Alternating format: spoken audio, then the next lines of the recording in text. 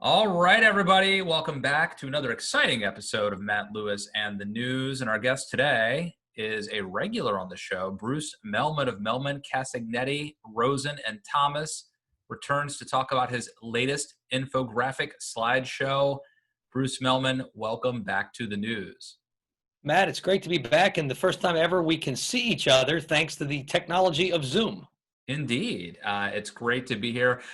You got a lot of publicity for this latest slideshow. I Googled you. You were on vacation last week, I think. And while you were at the beach, you managed to get, there was a National Journal piece about it. I think there was an NBC News piece about it. This slide deck generated a lot of buzz. Well, I'm glad somebody thought it was great that I was working and begging media while I was at the beach. My family didn't think I'm much of a vacationer.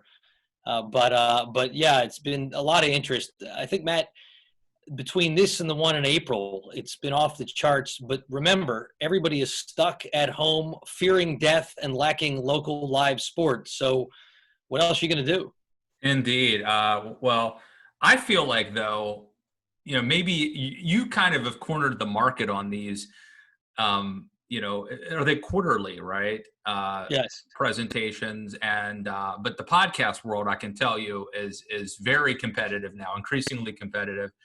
I should say this one's called The Great Acceleration: How 2020's Crises Are Bringing the Future Faster, and I will link to it in the show notes. But this one got a lot of buzz, and I thought we could go through and talk about it. But I am worried about your vacation situation. You need to, when you go away, folks, you need to go away. I'm not an unplugger, Matt, but there's two ways to think about it. One is how pathetic the guy never turns it off, and the other is how awesome that your hobby is your job. Yes, you love your job, and you're at the beach, and you're getting NBC and everybody else talking about you. So I love it. Now you made several really interesting points, but I want to start with this one. We had an intense, consequential presidential election. We've had those before, right? We've had important elections before. Right now we've had recessions before. We have had mass protests before, like 1968 comes to mind. And we've had pandemics before, like the great influenza. But as you point out in this presentation, Bruce, we've never had all four at one time. I think we kind of know that, but we haven't really fully appreciated this. Four major events happening all at the same time. It's a big deal. Yeah, and it's more than major events. It's in trying to think of what are the most disruptive things. Because as you know, from what I've produced in the past, and kind of my broad brush theme is I think we're in an age of disruption. And the unified theory of all of Bruce Mehlman's abuse of PowerPoint is the idea that the realities of the 21st century aren't well matched by the policies of the 20th century. And the institutions of the 20th century, whether political parties or media or entitlement programs, worked brilliantly when they worked. But a growing number of people around the world feel unprotected, uncovered, and they feel like there is this accelerating, rapid change, and they don't believe that the institutions or that the leaders have their back. That was what I was writing before 2020. And when you then throw in, things that make people particularly disrupted, fearing death in a global pandemic, fearing the loss of your job and your life savings certainly qualifies. Safety, public safety in the street, whether you're upset because the protests have gotten violence, you're upset because the reasons for the protest is that people who don't look like you and I haven't been safe in the streets their entire lives. Or an election, there have been a lot of elections. Some of this stuff always is subjective. What's an intense election? Are they all intense elections? Like, it probably felt that way in '96. In history, it doesn't feel that way in retrospect. It sounds laughable today, but yeah, right. I guarantee you we could find people who said that 1996 is the most important election of my lifetime. There's no doubt. Other than Bill Clinton and Bob Dole, I don't know. There's no doubt people said that. Now, a point you make in this presentation, is that it always results in big government. So any of these things that happen, let alone four of them happening at once, but any of them, when they're big, they result in big government. Now, I wonder though if that is, causation or correlation, right? Because maybe big government just always happens, and whatever happens, you get bigger government. Or is there something about these disruptive events that lead to bigger government? So three of the four of them, I think it is cause and effect. Not elections. I don't know why an election. I mean, the reflexive answer would be if you elect Democrats, government should get bigger. If you elect Republicans in the Reagan mold, maybe it gets smaller. I worked in the George W. Bush administration, so that certainly does not fit the elect a Republican, see a smaller government, I'd say because of 9/11. But when you think about it, first and foremost, the core job, in the old you have one job, the mission of government is to keep us safe. And it's hard to think of anything bigger than a pandemic or a war that you need to keep us safe from. After the Spanish flu of 1918, government grew. We're going to clearly see a lot more focus on public health, a lot more focus on readiness, a lot more focus on resiliency. There's no, in the same way that after 9/11, we created DHS and grew a lot of homeland security programs, government got bigger. After the financial collapse, we had a lot more regulation of the banking industry, as well as the Fed got bigger. It's clearly going to lead to larger government to have us more prepared for whether it's the next wave of this pandemic or future pandemics. That's pandemics. Recessions, arguably since the Great Depression, when the approach was let's balance the budget and not spend, the triumph of Keynesian economics was when there's a recession, you need to build government and grow it. The failure that was well articulated in the book right behind you, Too Dumb to Fail, which is behind me somewhere in the sea of books here. Highly recommend that book. Highly recommended. If people don't have it, they can get a signed copy at patreon.com/Matt Lewis. Get your own today. Yours is probably signed. Is it a signed copy? No, but that's because we did the event with you. We gave almost all the signed copies away. Oh, that's right. Thank you again for that. If you ever write a book, you need friends like Bruce. So the government theory is, if there's a recession, that's when the government steps in to substitute for the missing supply or demand.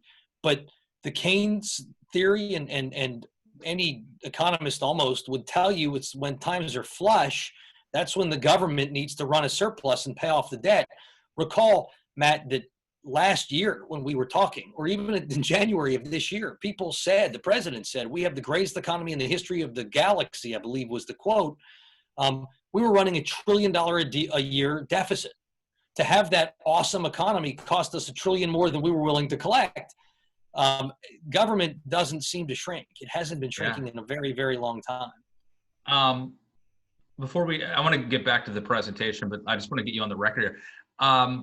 Where are you on the Trump reelect right now? Are you with the polls? You feel like the odds or the deck is stacked against him right now, or what? Well, first, I think it's going to tighten. I don't remember ever an election where at this point it was over. I mean, remember, everybody agreed Trump was going to win no problem before the pandemic. At this point, all the smart people say it's over, but I don't think it is. I think the economy is going to start feeling better. I think we're going to get some kind of handle on disease. It's hard to continue to manage it as badly as we are. So whether it's therapeutics or vaccines or a better adjustment of social distancing and masks and such. So they're both going to start feeling better, even if they don't feel very good. And then, Joe Biden, who look, he's got 44 years as a public servant, that we need people who are willing to devote their lives to try to do things like that. But he's not a world-class political athlete. This is his third time running for president. He's historically been pretty gaffe prone. Weirdly, the pandemic, his inability to campaign has been a great asset for him, because the idea of Joe Biden is way more powerful than the reality of Joe Biden. The idea of Joe Biden is, this calm, centrist kind of Uncle Joe. And I get into that in the slide deck a little bit of the battle of the brands.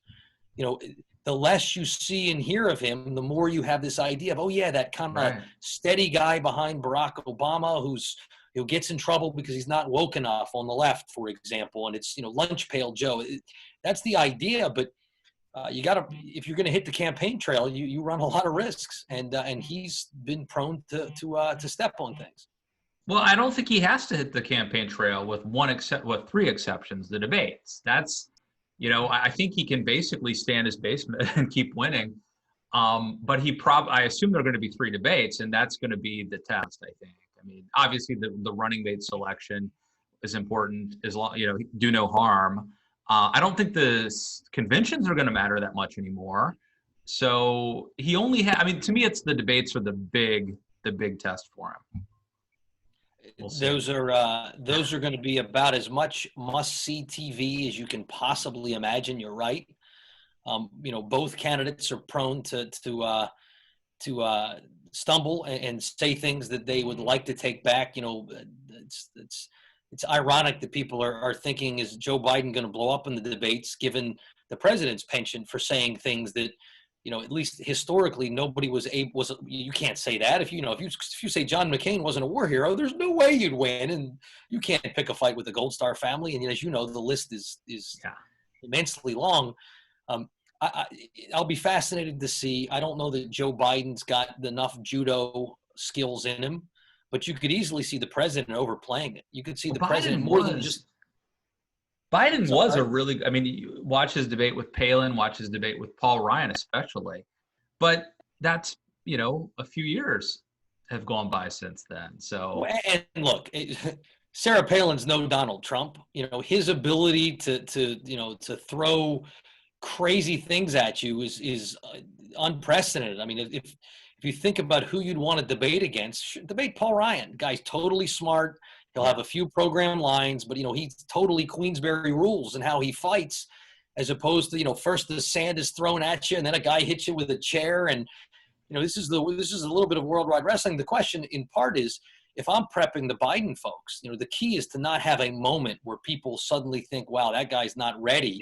At the same time, you could conceive of a lot of ways in which he almost it's weird to have a challenger potentially able to be dismissive of an incumbent and to make himself almost appear bigger by contrasting with something that's just so outlandish, as opposed to rising to the bait. I don't if you watch as I'm sure you did, the Democratic primary debates, part of Joe Biden's success was Bernie was shooting at Buttigieg, who was shooting at Klobuchar. I mean, everybody was shooting at each other, and and he was able to just sit back. It's a one-on-one. There is nowhere to run, nowhere to hide. But you certainly have an opponent who's prone to throw some wild haymakers, and if you can not get hit in the head by him, he may fall down. It's going to be fascinating. Well, Bruce, normally when you've done this, and I don't know, we've done how many of these? Many. And they're always fascinating. And normally what I do is just go through the slide deck. But I thought we'd do a little bit different this time. Our friend Josh Krausar has written the aforementioned piece at the National Journal, and it's titled "Predicting a Bleak American Future" for his Against the Grain column. And I thought I would just kind of go through some of the points that he makes. He went through and sort of highlighted some of the things and some of the points from your slide deck. And one of them is extremes are winning in both parties. He writes, Mehlman describes the center as politically exhausted. Well, with vocal extremes in both parties dominating the debate on every significant policy issue. Talk about that. Well, first, Josh is a friend of yours, is a friend of mine. Everybody should follow him on Twitter. He's absolutely one of the smartest election analysts and political observers anywhere in the country. I take issue, as I told you and told him, with his headline writers, which may not be him, but I'm not predicting a bleak future. It's a sobering future, and it's not a pessimistic view. It's a realistic view. But unfortunately, I don't get to write my own articles, let alone my headlines. And I thought his article was great. I don't think I'm that pessimistic, but maybe I am. Well, I don't write my own headlines either, and so that's a good thing to remind people of. Read the columns, because usually columnists don't write their own headlines.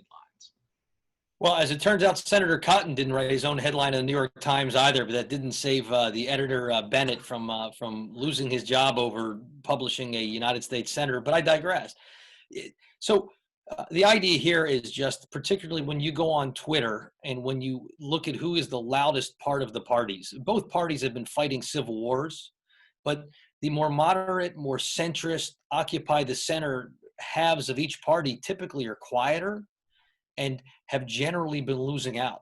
You could easily argue, and I think a lot of people listening would say, wait a minute, Mehlman, Joe Biden was the centrist candidate and he got the nomination. That's proof that the middle is not losing.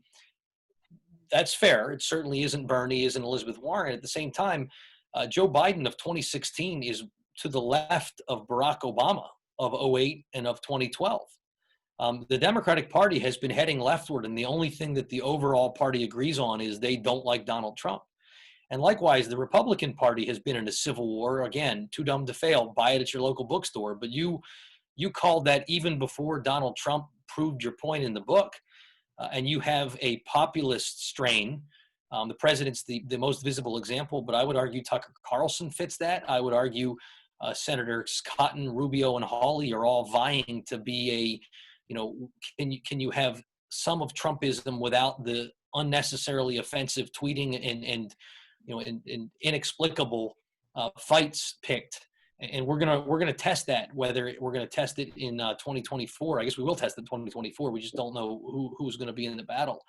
But what it means is that it's hard to find either party whose theory of the case is let's find more common ground, let's find more middle.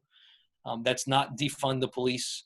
That's not decriminalize the border. That's not Medicare for all on one side. It's not, let's keep statues of the Confederacy. It's not so many of the things that we see on the right.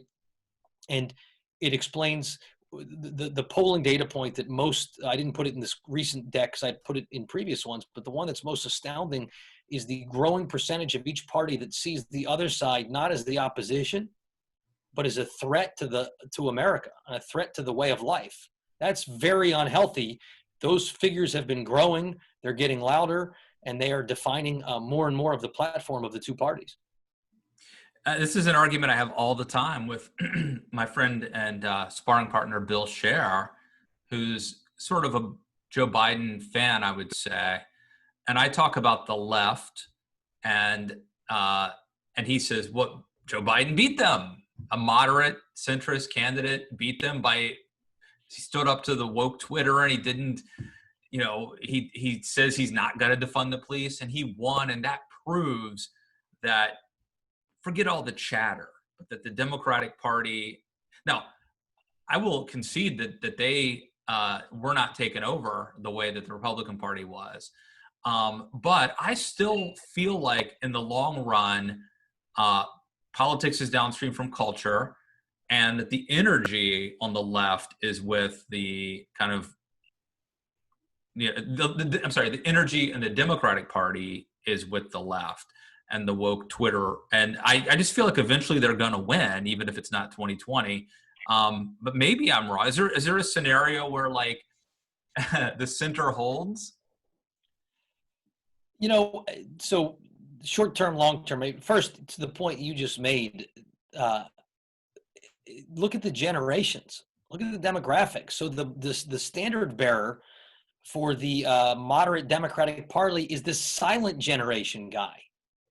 And every Gen Z, every Gen Xer, let alone every millennial, who's prominent that I can think of, for the most part, is pretty darn left. Both parties still have elements. I still don't think you can win the country with a truly extreme agenda. Some might argue that Donald Trump did. I might argue that a lot of, certainly he's an extreme political figure. As much as cutting taxes and a decent amount of his agenda, you could argue that where he is on immigration is literally where the Clinton platform of 1996 was on immigration. So my own belief in the medium to long term is, the rhetoric's different, but the actual policy deliverables are probably pretty close. The ugliness is different. Yeah. The ugliness is new. Some of the things they didn't used to say, they kind of just used to mean, and whether it's good or bad. This president says what he means and means what he says, and sometimes things are better left unsaid. But the Ron Brownstein observation, and I put a little bit of the data in my presentation. I think we're amidst a realignment. The question is who can build a new durable majority.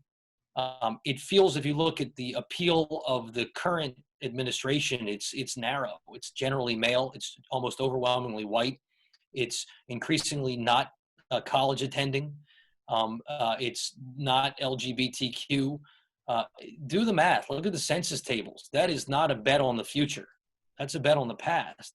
And if you take a look at the California Republican Party, which starting with the English only, I think it was a Pete Wilson ballot initiative, but you combine demographic change with a fairly racially tinged minority approach.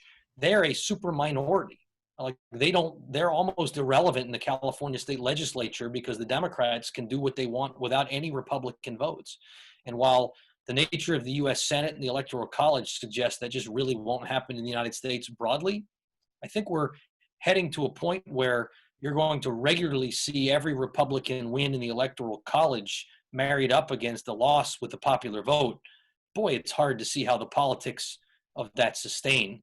And if and when the Dems can pick a viable centrist, or at least relative centrist, sort of the idea of Joe Biden, it seems like there's certainly a majority of the population that's going to go there, and it may be enough to win in the Electoral College, especially as the Sun Belt gets more diverse. Number two on the Josh Krausar count here are few Americans have any faith in institutions anymore. It's stunning to see how little trust Americans have in our institutions, except the military. Mehlman cites 2019 Gallup data showing the collapse of faith in every sector of American life, from the news media to the criminal justice system to the financial industry. It's a bipartisan phenomenon. How does that impact culture, politics, everything? Well, I use it as an explanation for why people are voting for change, because you no longer believe that somebody has your back. That your church have your back. Well, and I don't mean to shoot at religion, but the church continues to deal with the scandal many decades in the making, where they had knowledge, but they didn't do the core basic thing that if all institutions, they should be willing to do in protecting children, for example. Or, you might think of Hollywood, and, my first reaction is Mr. Smith Goes to Washington or It's a Wonderful Life, but more recent history would be Harvey Weinstein. And whether you go through so many of these institutions, I think it reflects two things, Matt. First, like I said at the outset, people feel exposed in the 21st century because the institutions and the policies all are from the 20th century and they don't have your back. And you're worried about your ability to succeed given the technology, given the changing world and the nature of countries, geopolitics, post-Cold War. Who's got your back? Yeah. Who's got your best? I wonder how much of it is just that we know more. I mean, I'm sure there were Harvey Weinsteins before. I'm sure there were, God knows there was police abuse before. Is it Darren Wilson? What was that guy's name? The latest example of police abuse. God knows that there have been abuses in the church. We know about them. The baseball, the steroids era. A lot of this is technology driven, and media. The media is actually covering it more. Things are being captured on camera. Everybody walks around with the camera in their pocket. So I don't know if it's because we're worse, institutions are worse, or if it's just because we know more about them now. Well, so I agree with you 100% that I think the two things are, first, that we are less confident in the future, which may or may not be the fault of institutions, but do you believe in government if you don't think that the policies of government have you set well for the future? If you don't believe whether it's Social Security will be there for you or that the government can manage a pandemic. So that's one. And then two, the point you made, the radical transparency, that you no longer have a few gatekeepers deciding the news and sharing what you need to know. News used to be less competitive as a business and saw its mission is to inform. It's now hyper competitive, and it's it sees its opportunity to affirm or even to inflame. Facebook gets paid if you click. So the algorithm is built to highlight things that make you click. Well, you're more likely to click on things that are outrageous than to click on things that, that seem the PBS of news. I mean, just think about, you mentioned like the Depression or World War II. I mean, if we, what if we lived in a world where we knew we saw FDR in a wheelchair and we knew his wife was having an affair with a female journalist and we knew he was having an affair. And we knew that there was people talking all the time about the internment that he did and how he's a racist and how it's a crime against humanity, what he did with internment. And you go down the list, I'm sure there are a lot of military things that happened in World War II that didn't go well. I'm sounding like Donald Trump more when you don't know what you're talking about, but you're like, a lot of things that just didn't go well. But there wasn't like Fox News or MSNBC or CNN there to cover it. I mean, again, maybe we don't have an FDR today, someone who could rally us together with the fireside chat and talk about, how this is a day that shall live in infamy. I mean, Trump doesn't have that poetic side, but we know so much more. We didn't know so much about the sins of FDR at the time. You know what, though, Matt? We didn't know, but the journalists did. They did. Every yeah. journalist who covered FDR knew very well that as a result of polio, he was in a wheelchair. Now, frankly, we've gotten to a nice historical point where many of us would see that or say Senator Duckworth and say, wow, what courage, what toughness, what grit and perseverance. And it's a positive as opposed to a negative. But they chose not to cover it because they felt like it would be a cheap shot. JFK's infidelities were not unknown. Arguably, some journalists were partying with the guy. But again, that's, we've gotten to this crazy world where whether you're cutting Donald Trump or others a break, the level of radical transparency, we expect leaders to be inhumanly perfect. And even when they're close to inhumanly perfect, or at least their hair is inhumanly perfect, like Mitt Romney. Remember Mitt Romney, the Obama campaign, Harry Reid ran against Mitt Romney for waging, they claimed, a war on women.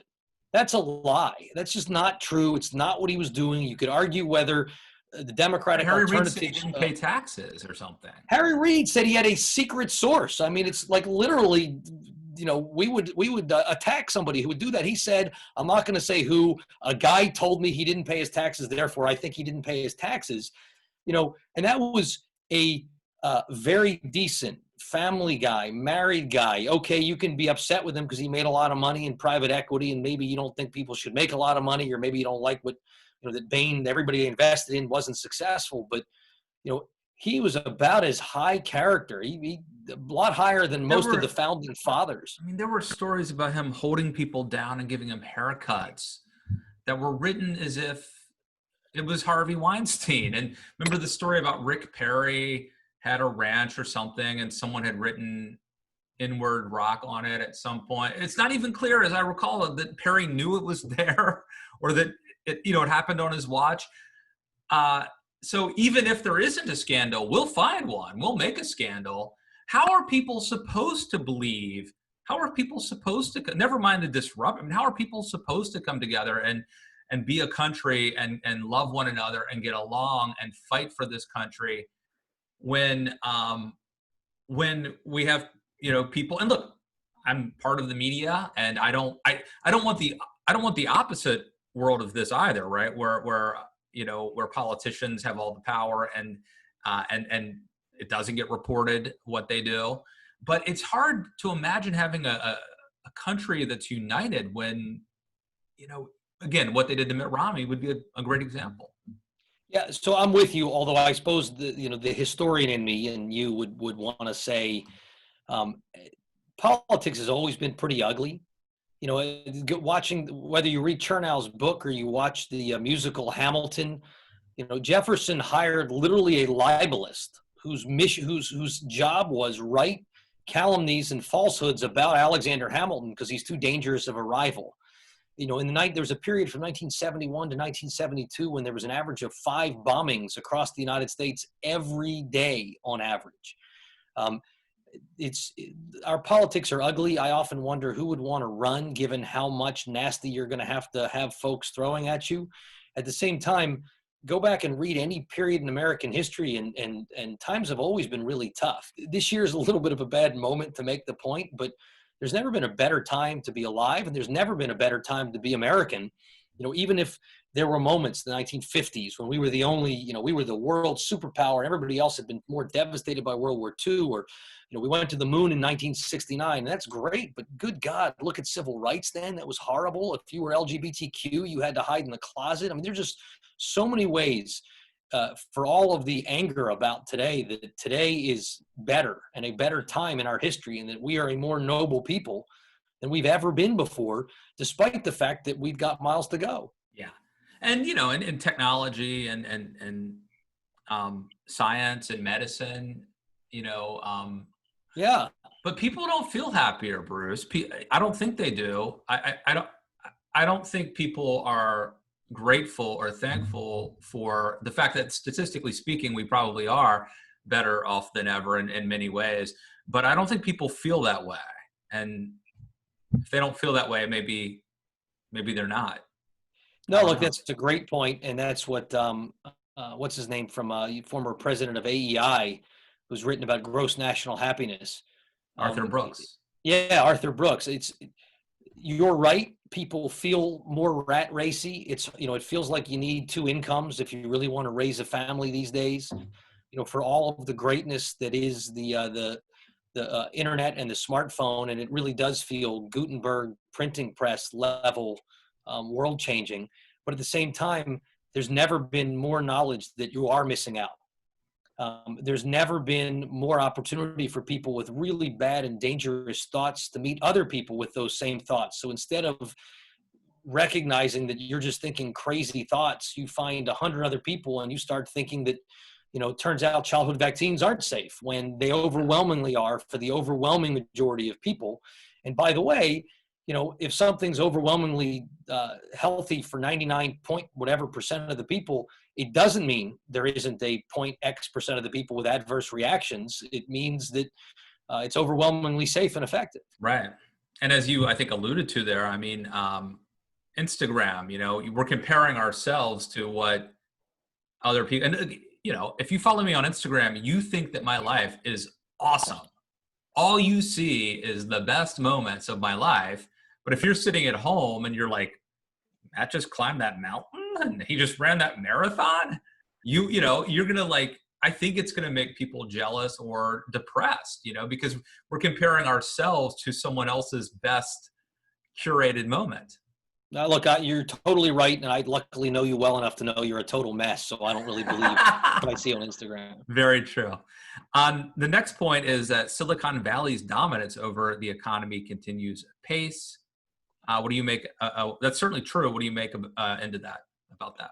Well, so first, one of the lessons, whether you look at the stock market or you look at the business operations, is that the digitized have thrived.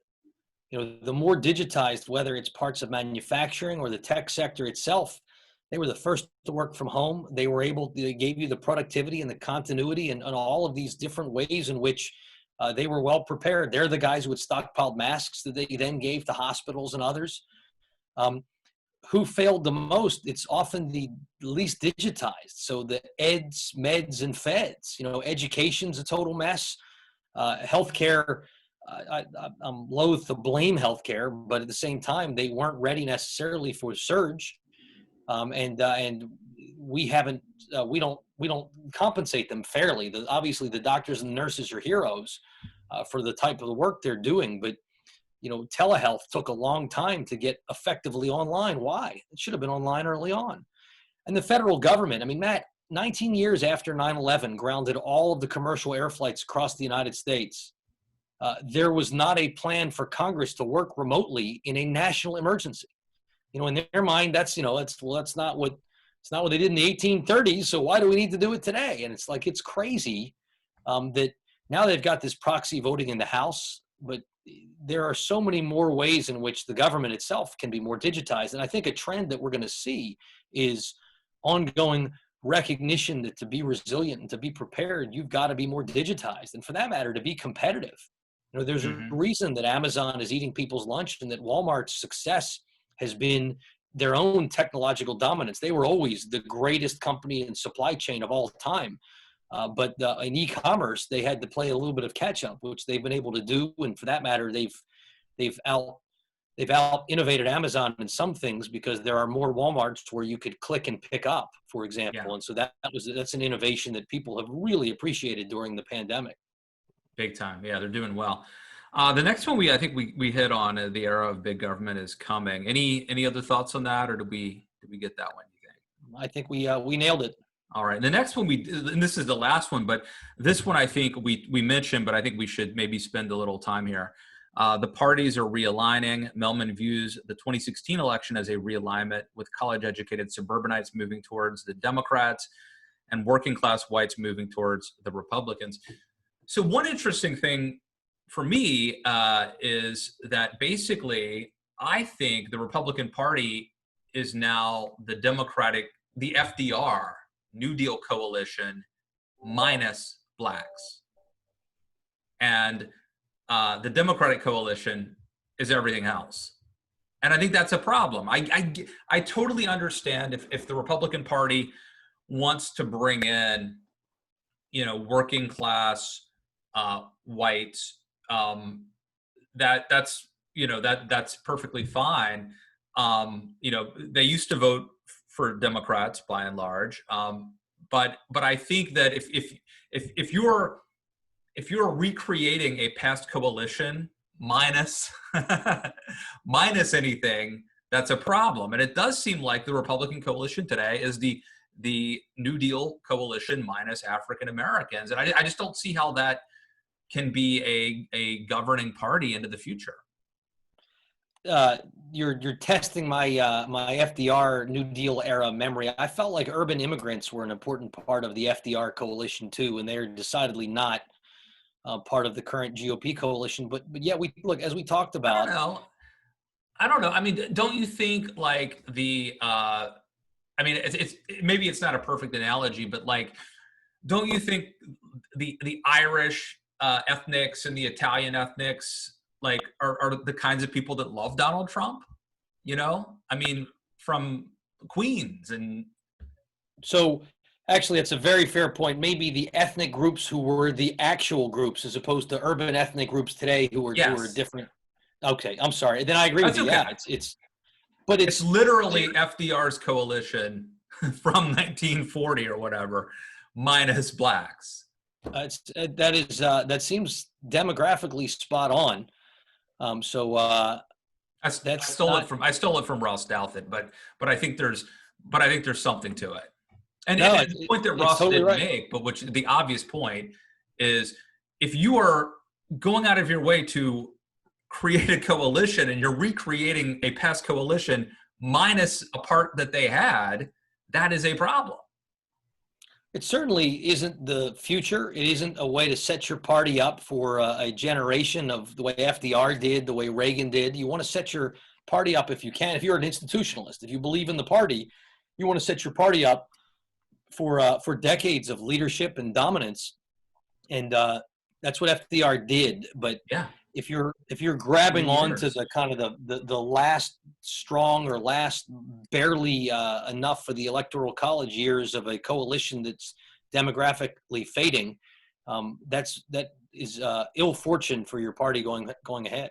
I wonder how much of like commentators are weird people, because not commentators and political leaders. A lot of times you have people like Josh Hawley and Ted Cruz, who are like Ivy League educated, who play the role of populist, right? And so that happens all the time. Laura Ingraham, Dartmouth, but yet somehow this, populist.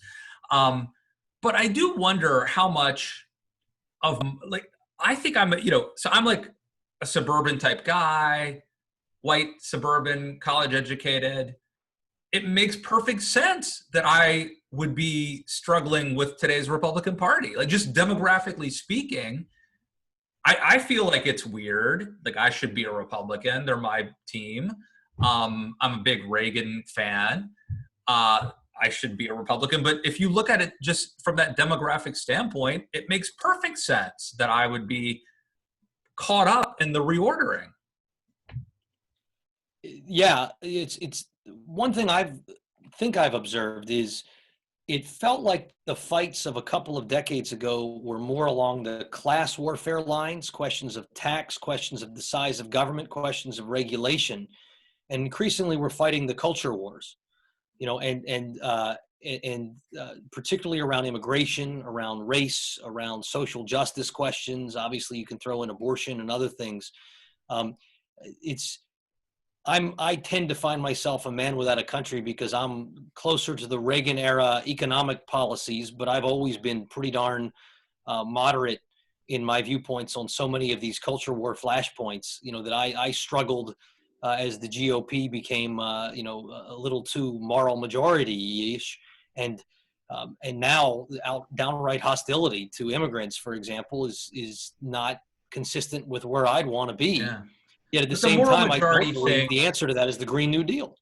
the moral majority thing could be, it depends on how you slice it, right? But George W. Bush had a big evangelical and Catholic influence, and that was compassionate conservatism, which said that family values don't stop at the Rio Grande. So there was certainly there was a way to marry those two for a while, those things for a while. A brief shining moment of 2004 washed away by the waters of Katrina and the winds of the Iraq War. Yes. Every president is a victim of fate to a certain extent. Like if LBJ didn't have Vietnam, he's a civil rights hero, domestic policy, all that. But I really feel like George W. Bush, maybe more than most presidents, 9/11, Katrina, Iraq. Iraq happens because of 9/11, probably. We don't know what that presidency might have been like if these things hadn't happened, these external events hadn't thrust Bush into that new world. Any thoughts? It's always fascinating to go back in history and what if so many things that happened or didn't happen or might have been different. Would Reagan have been reelected if he hadn't been shot? I think he would have been, because I think the Morning in America narrative of the post-recession recovery, thanks to Paul Volcker. No, but the problem is Reagan gets his tax deal because he's shot. The tax deal gets him their economic recovery. So right. That's why it's a hard question. And all these threads you can pull on, you can come up with, counter narratives. We shouldn't make ourselves crazy about that, Matt. The present is complicated enough. It is. Well, what did we miss, Bruce? Anything else that we should have talked about that we did? We did a little differently this time, so. No, there's nothing that we missed. It's always nice to plug the slide deck both on your show notes and on my Twitter as my pin tweet at BPMEHLMAN. This one was a full meal. There was a lot of information. I always try to have it a shorter read and a tighter narrative. There's a lot going on. Yeah. And one slide that you had that I tweeted this morning when I was promoting our podcast it's a graphic of change elections, and you show how every election now, it used to be like every 3 or 4 elections, there would be a big change. Now it's like every election, the American public is just going back and forth, oscillating dramatically. Well, so in the 60s and 70s combined, the 10 elections saw 3 out of 10 saw a party-controlled change in the House, the Senate, and or the White House. If you look at the 80s and the 90s, it was 4 out of 10. The last 2 decades, it's 8 out of 10. And I think a lot of the driver there is the same reason why there's lost faith in institutions. People feel unprotected. To give Donald Trump some credit, he spoke to, in a lot of ways, those who felt like the policies weren't working for them. Maybe it was trade policies. Donald Trump ran very anti-elite. A lot of people feel like the elites, whether it's the elites in the media or the elites at universities or in business, don't, they're promoting GDP growth, but not family income growth. And that had a lot of people saying Hillary is the epitome of the institutions. She's the epitome of the chosen one among the kind of the elite entities that have been running things for so long. And we don't like how things have been running for so long. So let's take a flyer on this guy who's the opposite. It's like Costanza, the opposite of everything you ever thought a president was supposed to be. And debatably, we're going to have another test of, because I don't know that I think of Joe Biden as a change candidate. I think of Joe Biden as a restoration candidate. And the question is, at a time of pandemic, of recession, of social unrest, do you still want a disruptor? Do you still want a throw wrenches into the gears, wrecking ball approach to the way things have always been? Or is there so much scary stuff going that you want something that's more comforting, something that seems calmer? And I think that's going to be a huge element of the choice in November. That is change. I mean, restoration, when you have Trump, boredom is change. It's the exact opposite as the Costanza rule, but I get that it doesn't feel like change. We associate change with upheaval. This would be a different type of change that you can believe in is what it would be. Well, but if it's change back, I mean, it's sort of change, but, and again, he'd tell you it's not change back. And as we said, his agenda is left of Barack Obama's, but like all politicians, if you want change, he's your guy. If you don't want change, he's your guy. He is whatever you want him to be. But I think for a lot of voters, it's going to be, Donald Trump was elected to be a wrecking ball, and he has accomplished that in a lot of ways, towards institutions, towards the way things were always done. Ian Bremmer, who writes a brilliant newsletter about geopolitics, went through, you forget, there's just a lot of geopolitical wins by the president. Growing love for the United States of America is not one of the wins. That's not what's been happening. There's been a lot more anger and frustration. I described it as a soft power vacuum where both the U.S. and China, the two nations best positioned to lead the world, aren't loved by the world and aren't trusted by the world right now. But as a matter of what he has aimed to do in foreign policy, the president's racked up a lot of things. You'd think he'd be talking about his wins and not about monuments, but such is 2020. All right. Well, the slide deck is called The Great Acceleration, how 2020 crises are bringing the future faster. I'm going to put a link up to that in our show notes here. Bruce Mehlman, thank you for coming back on the news. Thanks for having me, Matt.